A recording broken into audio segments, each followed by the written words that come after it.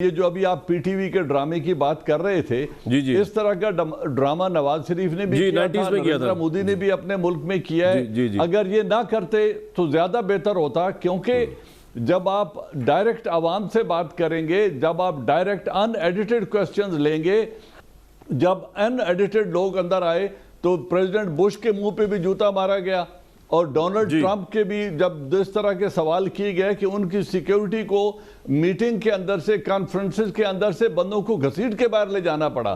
तो अब अगर हम ये कहें कि 22 करोड़ अवाम इमरान खान से सब के सब खुश हैं, ऐसी बात नहीं है।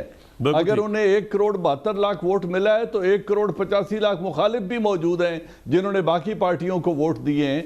तो उस तरह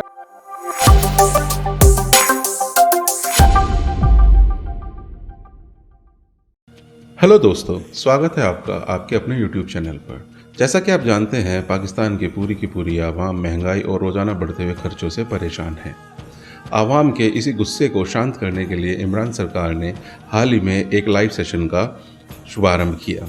इस लाइव सेशन के अंदर इमरान खान टीवी पर जाकर जनता के सवालों का जवाब देने वाले थे। लाइव सेशन के अंदर जो भी सवाल पूछे गए वो किसी भी तरह से आवाम की समस्याओं को रिप्रेजेंट नहीं कर रहे थे। बाद में हुई जांच के बाद पता चला कि सारे के सारे सवाल स्क्रिप्टेड थे और इन्हें पीटीआई के ही वर्कर्स पूछ रहे थे। इमरान सरकार की जनता में एक इमेज डेवलप करने के लिए ये सारा ढोंग रचा गया था। आइए सुनते हैं कामरान शाहिद को कि वो इस बारे में अपने पैनलिस्ट से क्या बातें कर रहे हैं। आइए सुनते हैं। और हाँ दोस्तों, हमारी इस वीडियो को लाइक करें, शेयर करें और हमारे YouTube चैनल को सब्सक्राइब करें।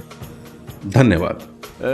हमारे सामने जो डाटा मौजूद है उससे अंदाज़ा होता है, एक तो पाकिस्तान के इस गवर्नमेंट के अंदर चलने वाले एक सरकारी इदारे की बदहाली का भी अंदाज़ा होता है और ये भी अंदाज़ा होता है कि कितनी जुर्रत है लीडरशिप के अंदर, गवर्नमेंट के अंदर, वो फेस कर सकें डायरेक्ट और रियल क्वेश्चन अवाम के, वो क्वेश्चन जो प्राइवेट मीडिया दिखाता है और वो क्वेश्चन नहीं जो सिलेक्टेड तौर पे पेश किए गए कल प्राइम मिनिस्टर के सामने सरकारी चैनल पाकिस्तान टेलीविज़न न्यूज़ के ऊपर। मेरे सामने अगर मैं आपको दिखा सकूं स्क्रीन के ऊपर पाकिस्तान टेलीविज़न की एक नोटिफिकेशन है जिसमें उन लोगों की ड्यूटीज़ लगाई गई हैं जिन्होंने कल प्राइम मिनिस्टर का जो प्रोग्राम था उसको मैनेज करना था। और ये सिलेक्टेड क्वेश्चंस का तासुर जो है इसलिए तकवीत पकड़ता है। ये लिस्ट देख के अगर आप देखें पाकिस्तानी कौम को कितना पैसा कल बर्बाद किया गया। 15 प्रोड्यूसर्स, प्रोडक्शन टीम के 15 लोग, एडिटर्स समेत जो थे, कैमरामैन के भी मैं बात नहीं कर रहा, अभी कोऑर्डिनेटर्स की बात नहीं कर रहा, 15 तो सिर्फ इस प्रोग्राम की 1.5 घंटे की सिर्फ प्रोडक्शन के लगाए गए थे। आमतौर पे अगर प्राइम मिनिस्टर का इस तरह का प्रोग्राम करना हो तो एक प्रोड्यूसर ही काफ़ी होता है। उसके बाद क्योंकि सिलेक्टेड सवाल करवाने थे जिसमें जो असल अवाम जो आईना दिखाना चाह रही है हुकूमत को, वो नज़र नहीं आया कल के 1.5 घंटे के प्राइम मिनिस्टर के शो में। तो ये तो थी कल की पोजीशन। और पीटीवी न्यूज़ को देख के ऑब्वियसली आप देख सकते हैं इमरान खान साहब का विजन जो है वो नवाज शरीफ साहब से या जरदारी साहब से कतन मुख्तलिफ नहीं है। जिस तरह पीटीवी न्यूज़ को चलाया जा रहा है, नवाज शरीफ साहब के दौर में भी अपोजिशन का एक टिकर न्यूज़ पे चलता था, इमरान खान साहब के दौर में अपोजिशन का एक भी टिकर नहीं चलता। और प्राइम मिनिस्टर क्योंकि इस सूरत हाल से सेटिस्फाइड है तो हम ये बरबला कह सकते हैं कि एक वन पार्टी अप्रोच जो कि इससे पहले नवाज शरीफ साहब की थी, जरदारी साहब की थी, सरकारी ज़राए को लेकर, सरकारी रिसोर्सेज को लेकर अपनी पार्टी को सपोर्ट करना, अपनी पार्टी को प्रमोट करना, अपनी नाअहलियत को आने ना देना सामने, यही जो है शरासा खाना है इस वक्त। पीटीवी न्यूज़ भी इमरान खान साहब के अंदर चलते हुए कोई चेंज नहीं आई। अगर आपने चेंज देखनी है तो पीटीवी न्यूज़ देख लें जिसके अंदर ऑपोजिशन या अवाम के रियल इश्यूज़ जो है नहीं होते, बल्कि प्राइम मिनिस्टर की ताबेदारी जो है वो आपको उनके हर न्यूज़ बुलेटिन, हर न्यूज़ प्रोग्राम के अंदर बदरजा झलकते हुए बादियों नज़र में नज़र आ रही होती है। ये भी आपको शायद मालूम नहीं है कि जो टेलीफोन नंबर दिया गया था आम पब्लिक के लिए वो इलेक्शन कमीशन की फैक्स मशीन का था और सारी पब्लिक जो है वो उस फैक्स मशीन के नंबर पे कॉल करती रही और वजीर आजम साहब फोन फिर कहां से सेनेटर फैसल जावेद तो नहीं आवाज बदल के कॉल कर रहे थे? नहीं, पीटीवी के मुलाजमीन जो है उनसे किसी नामालूम नंबर से वो गुफ्तगू कर रहे थे और कल मजेदार किस्म के क्वेश्चंस हुए पाकिस्तान के। मुझे लगा सारे मसाइल हल हो गए हैं। अब अवाम पूछ क्या रही थी, आपकी फिटनेस का राज क्या है? ठीक है, ये सवाल हुआ वजीर आजम से। फिर ये सवाल भी हुआ कि वो इमरान खान साहब, वो गुल खान थे एक जो है, उन्होंने अपनी तरफ से, मुझे नहीं पता सवाल पूछा था या क्या कहा था, उन्होंने कहा कि जी वो बड़ा आपका तरक्की कर रहा है पाकिस्तान और नौकरियां भी मिलनी शुरू हो जाएंगी, हो गई हैं बल्कि, और घर भी मिलने शुरू हो गए। तो ये तो हालत है इस जो ट्रांसमिशन की जो उन्होंने कल की, ऐसी ही ट्रांसमिशन आप भी उसका हिस्सा थे, आपको याद होगा कोविड के ऊपर हुई थी। और उस कोविड की ट्रांसमिशन के अंदर भी और पूरे जो 4 अरब 84 करोड़ रुपया इकट्ठा किया गया उसके ऊपर कौमी असम्बली के अंदर ये जवाब दिया गया हुकूमत पाकिस्तान की तरफ से कि उसकी एक पैनी पाकिस्तान के ऊपर खर्च नहीं की गई। और आज जो वैक्सीन को लगाकर बहुत वो शुक्रिया अदा कर रहे थे और बड़े वो मतलब अपनी कारकर्दगी बयान कर रहे थे, आलम यह है कि हम अब भी इमदाद पे बैठे हैं। चाइना ने जो हमें जो है वो हमारे कशकोल डाल दिया चंद वैक्सीन्स का, जिसके ऊपर जो वजीर सेहत पंजाब कहती है अपनी आपने गारंटी पर लगवानी है, इसके साइड इफेक्ट्स हैं, हम गारंटी लेने के लिए तैयार नहीं है, वैक्सीन क्या करेगी आपके साथ, ये तो आलम है इनका।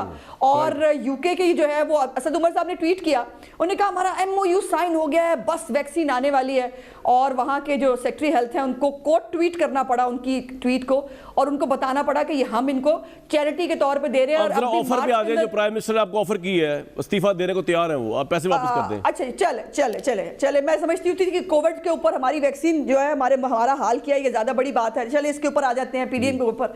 ये पेशकश नहीं है, अरमान है इमरान खान साहब के, और वो अरमान ये है कि मुशर्रफ से लेकर हमेशा ये इन्होंने पूरी कोशिश की और इन्होंने वादे भी किए थे कि लूटी हुई दौलत हम वापस लाएंगे। वो लूटी हुई दौलत जो है वो लंदन हाई कोर्ट में भी उस लूटी हुई दौलत के बारे में जो लंदन हाई कोर्ट ने लिखा, और ये जो नहीं कर सके, अब ये अरमान है कि बस किसी तरह जो है वो हम साबित कर दें कि ये जो है ये पैसे लूट के लेके गए थे।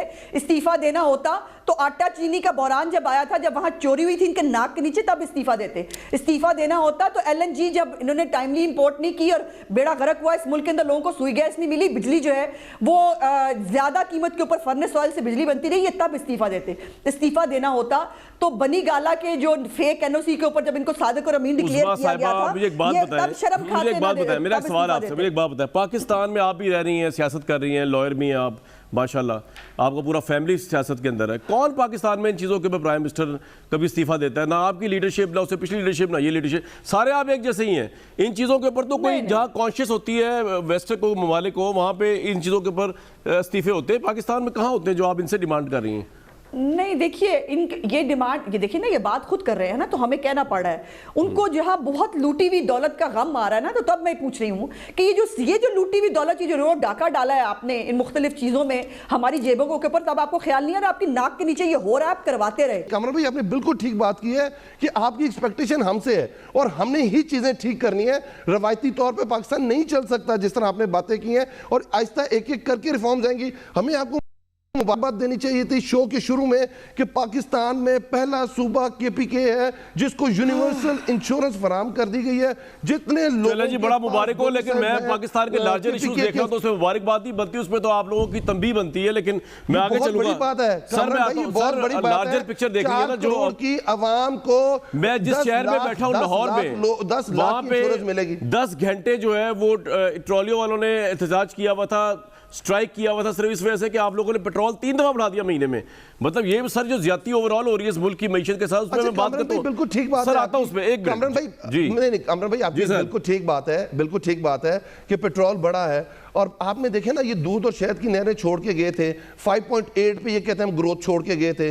जैसे ही हमारी हुकूमत आई, इनके अरस्तू सारे कहते हैं कि आपने IMF के पास जाना है। आपने जब आप IMF के पास जाते हैं, आप भी तो गए ना, आप लेट गए, ये पहले गए, आपके पास था नहीं और आपने पे करना था। जी जी जी बिल्कुल, हमने तो पूरी हद तक इम्कान कोशिश की हम ना जाएं, कि हम किसी ना किसी तरह उस जाल में से निकल जाएं। पर अल्हम्दुलिल्लाह माशाल्लाह वो जिस तरह की हुकूमतें गुजरी हैं पहले, और जो उन्होंने कार्रवाइयाँ और जो कारनामे दिखाए हैं पनामा से लेके ब्रॉडशीट तक, और जिस तरह अगर हम नंदीपुर याद कर लें 84 रुपये यूनिट पड़ता है। अब कायदे से हम सोलर याद कर लें जिसको 100 मेगावाट कहा गया था और टोटल 11 मेगावाट बिजली मिलती है।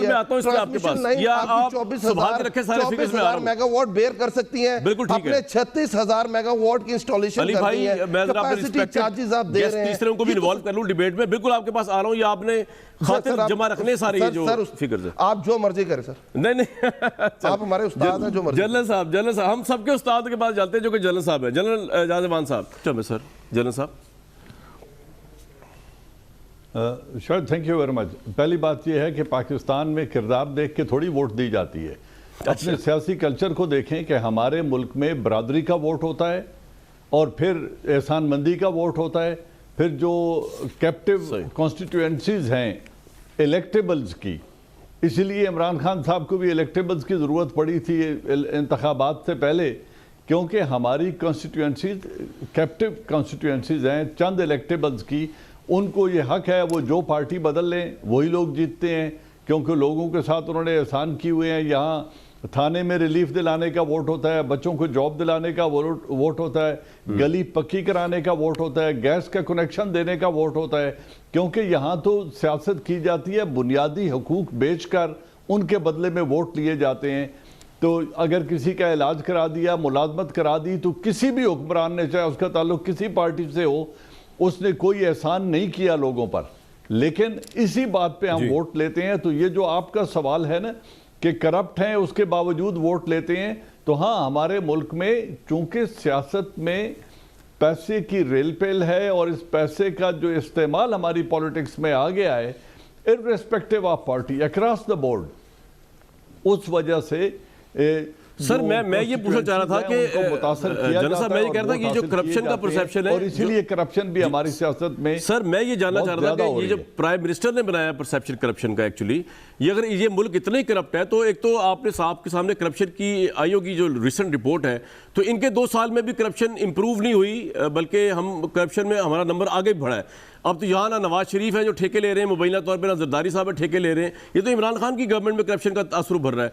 और दूसरा ये सवाल ये कि फिर ये इस मुल्क के वोटर भी करप्ट हैं आपके ख्याल में? अगर इमरान खान समझते हैं, मैं समझूँ या ना समझूँ, इमरान खान समझते हैं पूरी अपोजिशन ही करप्ट है, या वो चाहते हैं कि नैरेटिव ये रखें कि किसी और के पास कोई और ऑप्शन ही ना हो, सिर्फ मैं यूँ सही कर रहा हूँ, गलत कर रहा हूँ, महंगाई को जहाँ पे भी ले गया हूँ, आवाम जहाँ पे मर रही है, लेकिन ऑप्शन कोई नहीं है क्योंकि मैं साफ सुथरा हूँ, बाकी सब करप्ट है।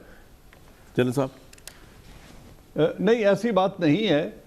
ये यकीनन जो इमरान खान साहब जो दावा करके आए थे कि वो 90 दिनों से मेगा करप्शन को ख़त्म कर देंगे और मुल्क को बिल्कुल करप्शन से पाक कर देंगे, उसमें उन्हें कोई कामयाबी नहीं मिली है। और आज हमारे तमाम अदारों में और तमाम लेवल्स पर, पीएन से लेके सेक्रेटरी लेवल तक, हर जगह पे करप्शन है, इसमें कोई दो राय नहीं है। और करप्शन में कोई कमी नहीं आई है। गवर्नेंस के इश्यूज अपनी जगह पे हैं और गवर्नेंस में भी इम्प्रूवमेंट, कोई ऐसा ही बड़ी कामयाबी उनको अभी तक हासिल नहीं हुई कि हम कहें कि अदारों में रिफॉर्म्स आ गई हैं, अदारों की परफॉर्मेंस बेहतर हो गई है, पटवारी कल्चर ख़त्म हो गया है, थाना कल्चर ख़त्म हो गया है। इस तरह के कोई चमत्कार अभी तक इस सोसाइटी में हुआ नहीं। और यकीनन इसमें भी कोई दो राय नहीं है कि prime minister of Pakistan is trying his level best, लेकिन उनके जो आगे मुशीर हैं, जिस तरीके से वो उनको मिसलीड कर रहे हैं, ये जो अभी आप पीटीवी के ड्रामे की बात कर रहे थे, जी। इस तरह का ड्रामा नवाज शरीफ ने भी किया था, नरेंद्र मोदी ने भी अपने मुल्क में किया है। जी। अगर ये ना करते तो ज्यादा बेहतर होता, क्योंकि जब आप डायरेक्ट आवाम से बात करेंगे, जब आप डायरेक्ट अनएडिटेड क्वेश्चंस लेंगे, तो फिर हर तरह का आदमी, कुछ प्लांटेड, कुछ फ्रस्ट्रेटेड, कुछ क्रिमिनल माइंड के लोग, कुछ लाइक माइंडेड लोग और कुछ इनके अपने फैन, हर तरह का बंदा उस सवालों में आएगा। और उसमें तज़ीक का भी पहलू होता है। आप देखें, हमारे आपके और हमारे होते हुए जब अनएडिटेड लोग अंदर आए तो प्रेसिडेंट बुश के मुंह पे भी जूता मारा गया, और डोनाल्ड ट्रंप के भी जब इस तरह के सवाल किए गए कि उनकी सिक्योरिटी को मीटिंग के अंदर से, कॉन्फ्रेंसेस के अंदर से बंदों को घसीट के बाहर ले जाना पड़ा। तो अब अगर हम ये कहें कि 22 करोड़ अवाम इमरान खान से सब के सब खुश हैं, ऐसी बात नहीं है। अगर उन्हें 1 करोड़ 72 लाख वोट मिला है तो 1 करोड़ 85 लाख मुखालिफ भी मौजूद हैं जिन्होंने बाकी पार्टियों को वोट दिए हैं। तो उस तरह के, मेरे ख्याल में इस तरह के ड्रामे की जरूरत नहीं है। इस तरह के ड्रामे की जरूरत नहीं है। परफॉर्मेंस पे ध्यान दें, गवर्नेंस पे ध्यान दें, और को क्राइसिस से निकालने के लिए इंस्टीट्यूशनल रिफॉर्म्स करें। बिल्कुल ठीक है सर, ये आपने बड़ी पते की बात की, और आप जैसे बंदे के मुंह से सुनना इसलिए क्रेडिबल है क्योंकि आपका ना ताल्लुक किसी एक पार्टी से ना किसी और पार्टी से, आप एक जाती हैसियत में दे रहे हैं। इस वीडियो को लाइक करें, शेयर करें और हमारे YouTube चैनल को सब्सक्राइब करें। धन्यवाद।